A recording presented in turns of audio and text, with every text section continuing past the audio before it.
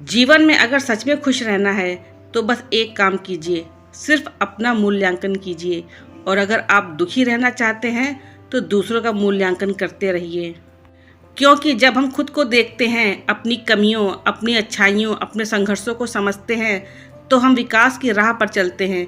लेकिन जब हम दूसरों को देख देख कर अपने जीवन का हिसाब लगाते हैं तो ना तो हमें सुकून मिलता है, ना संतोष, सिर्फ जलन, तुलना और भ्रम मिलता है। हम इंसान हैं, हमें ये तो नज़र आता है कि सामने वाला क्या कर रहा है, लेकिन ये नज़र नहीं आता कि वो किन हालातों से गुजरा है, उसने क्या खोया है, क्या सहा है। बाइबल में मत्ती 7:3 में यीशु मसीह कहते हैं, और तू अपने भाई की आँख के तिनकों को क्यों देखता है और अपनी ही आँख का लट्ठा तुझे क्यों नहीं सूझता। कितनी सटीक बात कही है उन्होंने। जब हम दूसरों की छोटी छोटी गलतियों को पकड़ कर बैठ जाते हैं लेकिन अपनी बड़ी बड़ी कमियों को अनदेखा कर देते हैं, यही कारण है कि जब हम आत्म मूल्यांकन छोड़कर विश्लेषण करने लगते हैं तो धीरे धीरे हमारे भीतर कड़वाहट भरने लगती है। सोचिए, आप सुबह उठते हैं और अपने जीवन के बारे में सोचते हैं कि आज मैं क्या बेहतर कर सकता हूँ, मैं अपने व्यवहार को, अपने विचार को और अपने कर्मों को कितना निर्मल बना सकता हूँ, तो आप खुश रहेंगे क्योंकि आपके पास बहुत कुछ बेहतर करने की दिशा होगी। लेकिन अगर आप सुबह उठते ही किसी और की ज़िंदगी देखने लगते हैं, उसको इतनी तरक्की कैसे मिल गई, वो कैसे आगे बढ़ गया, मैं तो उससे बेहतर हूँ, तो यकीन मानिए आप दिन भर बेचैन रहेंगे।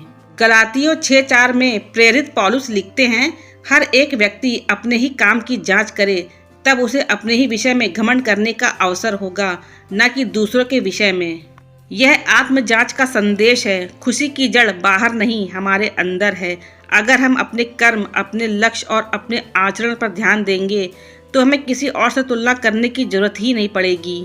हमें अपनी आत्मा को पहचानना होगा। हर रात जब हम सोने जाएं तो खुद से एक सवाल पूछे, क्या मैंने आज कुछ ऐसा किया जिससे मैं कल और बेहतर बन सकूं? लेकिन समाज हमें क्या सिखाता है? दूसरों को देखो, उनकी नकल करो, उनसे आगे निकलो। ये एक ना खत्म होने वाली दौड़ है जो ना आत्मा को सुकून देती है, ना दिल को खुशी। असल सुकून तब है जब हम अपने भीतर झांकते हैं और खुद से बेहतर बनने की कोशिश करते हैं। पहला कुरिन्थियों 11:28 में लिखा है, परंतु मनुष्य अपने आप को जांचे और इसी रीति से उस रोटी में से खाए और उस कटोरे में से पिए। यह आत्म जांच की महत्ता बताता है, खासकर आध्यात्मिक जीवन में। जीवन सिर्फ सांस लेने का नाम नहीं है, बल्कि आत्मा को समझने का नाम है। इसलिए अगली बार जब आप खुद को दुखी महसूस करें तो एक पल ठहरे और देखें कि आप किसका मूल्यांकन कर रहे हैं। अगर आप दूसरों की गलतियां या सफलताओं को देख रहे हैं तो ये दुख का रास्ता है, लेकिन अगर आप खुद की आत्मा में झांक रहे हैं तो आप धीरे धीरे सुख की ओर बढ़ रहे हैं। तो ये याद रखिए, खुश रहना है तो अपने जीवन को समझिए, अपनी गलतियों को स्वीकार कीजिए, अपनी अच्छाइयों को संजोइए।